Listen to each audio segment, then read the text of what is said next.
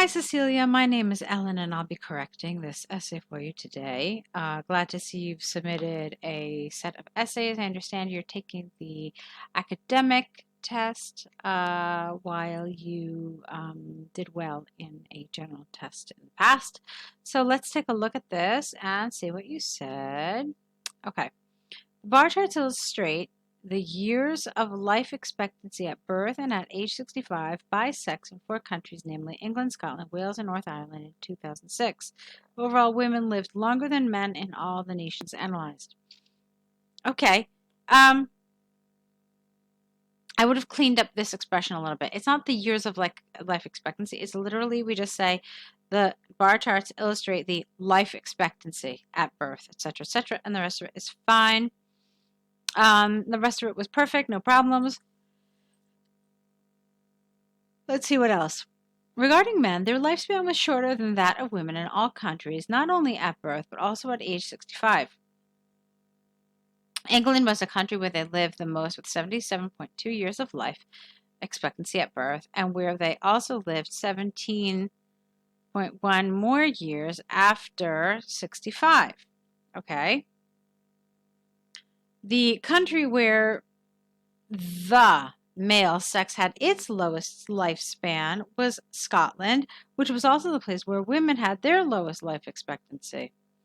Nevertheless, in Scotland, women had 5 more years life expectancy at birth than men.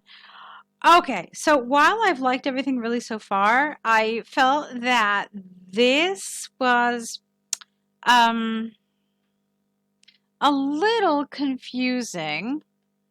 Because while you started talking about men, all of a sudden you threw out this piece of information here about women, but it wasn't particularly helpful because while we have this information about the 5 more years, we don't know 5 more years than what? So it doesn't really help us very much, okay? And then, so let's see what you did here. You only talked to us about England, and then you talked to us about Scotland, but not really talking about Scotland. And then you put in women in there. So I wasn't really hugely happy with the data you selected here. Anyway, let's take a look at what you said about the females. The female gender experienced its longest life expectancy, both at birth and at age 65, in England, where they lived more than 4 years and almost 3 years longer than men, respectively. The second place where women had the longest life expectancy was Wales. Okay. And at 65, this position was shared by Wales and North Ireland, both with a life expectancy of 19.7. What? 19? Oh, an additional, you want to say here, an additional 19.5 years. In summary, women lived longer than men in all 4 countries studied. Longer life expectancy for women than for men was observed not only at birth but also at age 65 in all nations. Okay. You really had quite a few pieces of information to cover here. Did you count them? It is, if I'm not mistaken, it's about 16 pieces of information. And 16 is interesting because it's kind of manageable. I mean, you probably could put it all in, although you probably don't want to. You probably want to maybe leave a few of those pieces out. However, I kind of felt like this, let's see, it was missing some information apart from basically what I mentioned to you earlier about, that thing with Scotland. So let's see what you could have done here. So, I always find it really helpful to refer to these numbers along the bottom. So that's something I probably would have done here. I probably would have started, yeah, I guess I might have started with the men. So I would have probably said something about at birth in 2006, the life expectancy for males ranged between whatever number that is, 74.2 67.6 and 70. I guess England has the highest, even though it doesn't look like it. 77.2, with England the highest and Scotland the lowest. Okay, and then it's implied that the other two are somewhere in between. And then you could talk about the men in comparison at age 65. Here you can say that they have an additional, yeah, the numbers look really rather similar here. So there's not a considerable difference among them, except for Scotland, which has the lowest. So that's one thing you could say here. Just it's really a matter of grouping for me. So you don't really have to analyze every single piece of data, but group like things with like, and then find the outliers. So here, the outlier is, it would appear, Scotland, which it was the lowest at birth, and it continues to be the lowest even at age 65. Okay, whereas the other ones are more or less the same. So that could have been one of your paragraphs, and then you could have had a separate paragraph for women, all right, where you do a similar sort of thing, but then you can also compare. So, I mean, are the highs and lows similar? It would appear that they are. So still, even with women, Scotland has the lowest at birth for women as well. And some of the same patterns continue. So when you talk about the women, you can simply do a comparison to just kind of economize for time. So I thought this was good in many ways, but there, were some things in terms of the organization of this answer that I thought you could have done a little differently. All right, let's take a look at your international marketing essay. Global marketing is now a viable option for businesses thanks to advancements in communication, transportation, and financial flow. Although some people claim that international marketing is invasive and intrusive to the host country, others would argue that this activity is a necessity and an inexpensive way to educate and exchange cultural aspects between nations. I certainly believe that global marketing is an extremely useful form of cultural exchange in today's globalized world. Okay. I want you to be careful. I was getting a little nervous about this because it says global marketing, but I was a little worried that you might be talking about international trade here with some of these words that you used, like transportation. I don't know. I want you to be careful with this because it feels almost identical, if not identical, to what is in the actual. Take a look. International marketing is invasive and intrusive. International marketing, invasive and intrusion. So it's almost identical. And this is not going to help you. You want to rephrase some of this language, use your own words, use your own vocabulary, certainly not copy directly from the prompt, okay? All right. And then you are in favor of it, so that's fine. Now, one thing I can tell you that concerns me without even having read your body paragraph is the length. This body paragraph is actually shorter than your introduction. So for me, just looking at it already raises a red flag that this is probably not a very well developed paragraph.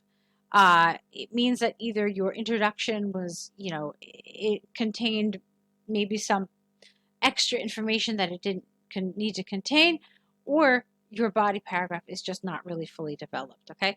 So I can sense that. It's like a red flag for me just looking at this. But let's see what you wrote. On the one hand, international marketing involves some kind of intrusion into the receiving country. People now accept brands and products originating from other countries that could change some aspects of their own culture. For instance, citizens from India used to drink water or natural juices with their meals, and today it is estimated that more than 60% of its population consumes Coca-Cola on these occasions. Okay, yeah. So there are a couple of things happening here. First of all, you're talking about the consumption of Coca-Cola. You're not talking about the marketing of Coca-Cola and why that marketing might feel intrusive. Okay. So it's like you're talking about the end result, which is globalization, which is international trade, but you didn't talk about international marketing, which is the point of this essay. Okay. So what I'm trying to say is that it was a little off topic. Same general ballpark, but not entirely on topic. And as I suspected, it is underdeveloped. So you've got this introduction, and then you've got change some aspects of their culture, and then you've got one sentence for your support. It's really just not enough. I mean, 3 sentences is not enough to create a well-developed body paragraph. You needed to continue, you needed to explore this more. Okay, yeah, I already told you that you were talking about trade and not marketing. But assuming that you were on topic, this should have been more developed with more examples, more main ideas. Okay, so great. A lot of people are drinking Coca-Cola. Well, how is that intrusive? How is that invasive? Why is this a problem? Why would somebody see this as negative? I mean, maybe Coca-Cola is a great beverage. So, why does this preference among people suddenly seem invasive and intrusive? So you need to explore that more and answer that question. Okay, let's look at your next paragraph. On the other hand, international marketing enables exchange between a company and foreign clients who otherwise could not access the products or services offered by this corporation. In addition, you could have gone into more detail about this. In addition, global marketing decisions are made according to the global business environment with unique marketing strategies for specific countries tailored to the preferences and needs. Okay, this kind of feels like it's straight out of a definition from the internet. Let's see. Global marketing decisions are made according to the global business environment with unique marketing strategy. Okay. For example, in Bolivia, McDonald's offers a traditional patty because people are not used to having a hamburger as a fast food. Okay, so here, I thought that the development of this could have been stronger. So this made sense. Okay, so it enables this exchange, and that's good. But this felt kind of like you were searching for things to write, and you didn't really know. So, I definitely think it needed some help. It wasn't really tightly developed. It wasn't really very cohesive. Like I kind of feel like you ran out of ideas. Am I right? Is that what happened to you here, Cecilia? Like you really just didn't know how to develop this topic. Because like I said, this really felt just like a definition out of the internet. And then I didn't really quite understand this either. So a traditional patty, okay, so like a Bolivian patty. So how is this an example of international marketing being successful? How is this an example of it exchanging ideas, cultures, and language? And so this is really not really very strongly developed. It leaves us with a lot of questions. It creates some questions, and so it needed work for sure. Let's look at your conclusion. In conclusion, while it is true that some changes in the culture of the host country, I just call it coast country, the host country can occur with global marketing, the reality is that companies adjust to the local customer to attract a diverse audience. In my opinion, international marketing is a necessary and expensive way for people to share their cultural values across borders in the global marketplace. All right, that's a lovely last sentence. That was nice and strong. I liked it. But yeah, I thought that there were some errors in this essay that would have kept it from getting a high score. Things like, for sure, task achievement, okay? So the development, whether it was an on-topic response or not, all of these things were elements that I thought needed, that probably would have led to a lower score than you wanted. And then I thought coherence and cohesion was fine. There's nothing that really kind of stood out to me. So yeah, it was mainly that. It was mainly the development of the topic. Okay. So I would like to see more work from you. I would like to see you perhaps signing up to the online course because I think you're going to find it's just going to give you so much structure and so much help to organize and to get ideas for your writing. So please take a look at that, see if that's an option for you. I want to wish you tons of luck, and thanks again for sending in this set.